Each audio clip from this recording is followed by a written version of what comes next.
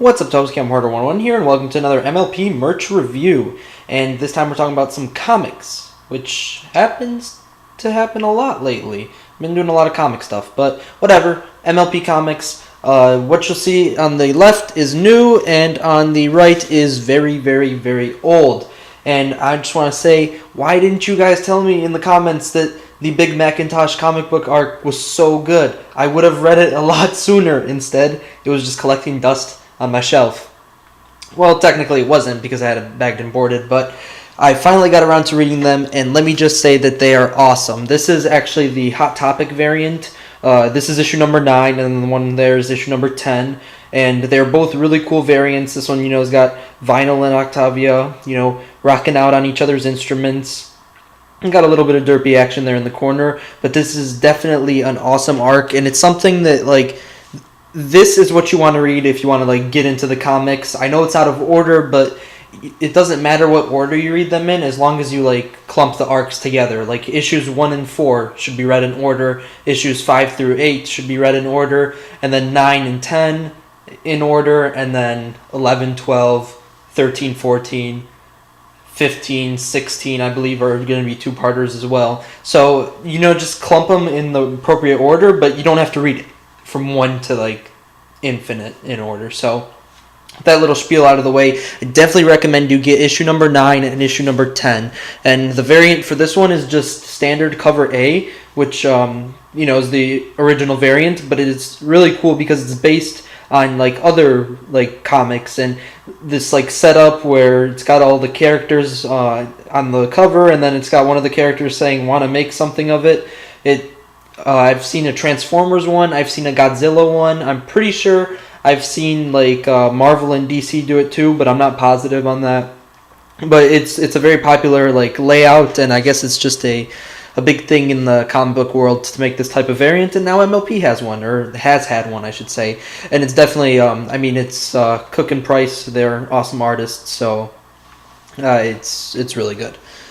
Good art, that's what I'm saying. And then it's a great story. So what I was saying, it's a Big Macintosh arc, so it follows Big Mac on just a day in the life of Big Macintosh. He's got to go get some nails for a gazebo that he's got to fix on Sweet Apple Acres, and basically he's just going through town, and it's actually the same day that was it summer wrap up? It's either spring wrap up or it's summer wrap up festival's going on, and he has to go through this maze of games and other ponies and to get to the hardware store, and it's just hilarity ensues, and it is awesome. The CMC make a fantastic appearance, all sorts of background ponies. Luna has a big role in it, and one thing though that was sort of threw me off is there's a little bit of romantic relationship between Fleetfoot and Big Macintosh, and Big Macintosh doesn't see it there, but Fleetfoot really wants it to happen, and I just didn't know Fleetfoot was a girl. I always thought she was a guy, and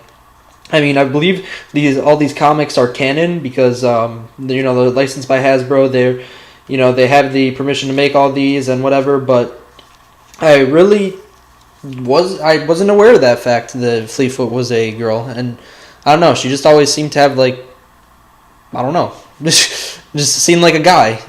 But whatever, I guess she does have the rounded nose, so I guess I was wrong. So again, great arc. I don't really rate them because I don't like to force myself putting them in order, because then that just automatically means that the last one is bad when that's not necessarily true. I haven't disliked any particular arc, so I'd say they're all awesome, but this one is definitely one that you want to read as soon as possible if you haven't.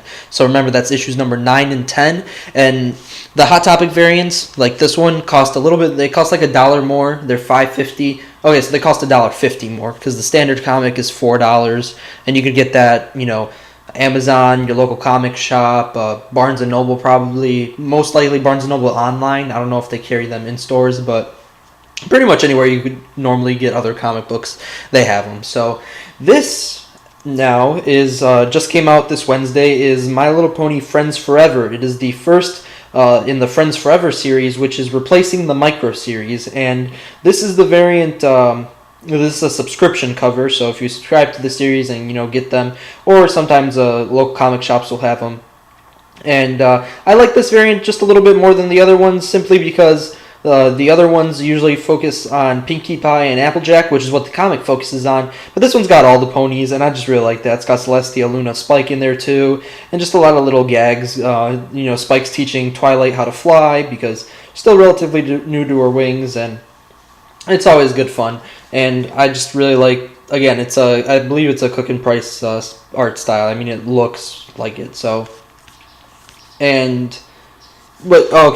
another thing I wanted to mention is that the inside of the comic is not Cook and Price, and the art style is totally different, and it may take a little while getting used to it. To be totally honest, it took me a while, but it looks nice after a while. It's not show style, and it's not what we've been used to in the comic books, and I believe the art style did change in issues 13 and 14, but I haven't gotten a chance to look at those either, so. I'll be covering those soon once I get a chance to read them. But yeah, the art style is drastically different. It reminds me of one of the micro series. It might have been the Rainbow Dash one or the Fluttershy one. I don't recall exactly, but it's okay. You get used to it after a while, and I'm not positive, but they might switch artists and writers every single time. So if that happens, then we get a little bit taste of everything. And what I thought, looking at the covers for this, I don't know if you guys could see it, but basically the original covers, got Applejack and Pinkie Pie cooking at each other's throats, and I assumed that it was going to be like a competition where they go up against each other, but in a way it was, but it wasn't. Like, they weren't versing each other. Like, it was sort of a big mix-up, and it wasn't really Applejack versus Pinkie Pie. It was more like them working together to help someone else, and it's interesting. I definitely recommend you read it, and there's a pretty cool twist, and it sort of derails from what you think is going to happen. So yeah, it's interesting. I liked it. It's definitely better than some of the micro series, but I'd still say the best micro series in my opinion, which was Rarities for me, still tops this one. So.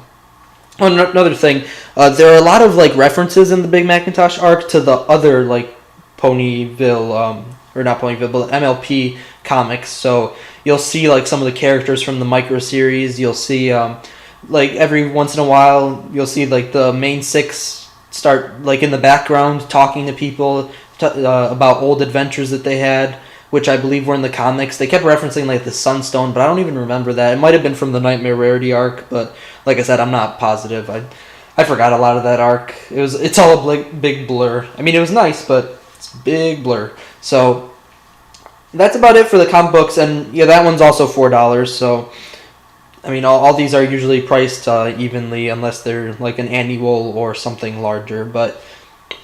Like I said, definitely recommend picking them up, and I want to cover some other merch-related things.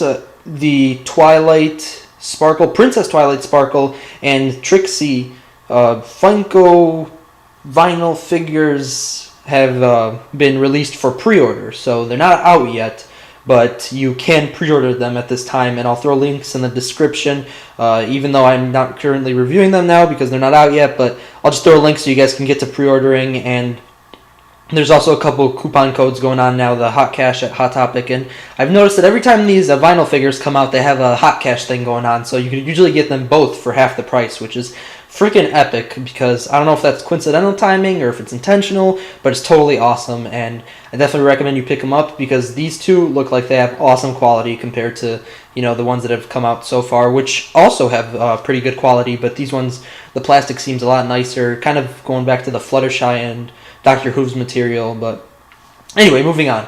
And one last thing I want to mention is I will be going to an MLP trading card tournament here in the Orlando area. It's going to be at a card shop called Cool Stuff Games, and I will throw the information and the date and all that in the description. It's absolutely free, so you could just show up. I believe they'll have decks there for you if you don't have a deck already, and you could just try your hand and maybe win a promo card. So I'll see you guys later. Hope you guys enjoyed. Cam Horror 101 out.